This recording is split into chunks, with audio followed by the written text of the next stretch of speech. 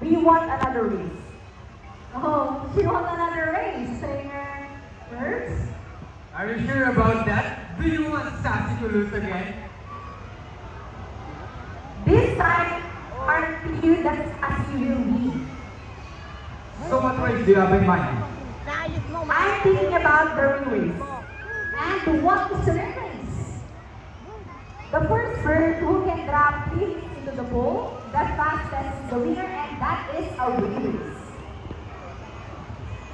So the ring race, it shall be, remember guys, boys have already 1 point, and girls, come on, let's hear Sassy to this time.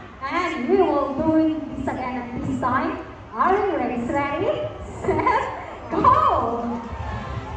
Here comes Rocky, boy number 3. All right, what's happening?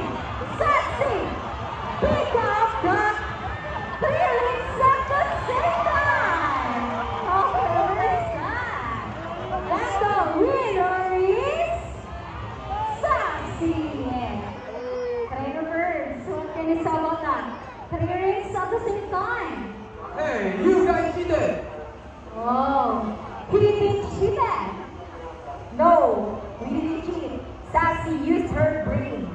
Oh, so it's true that girls are more intelligent than boys? A round of applause for Sassy and Rocky, Trainer AJ and Trainer Bird.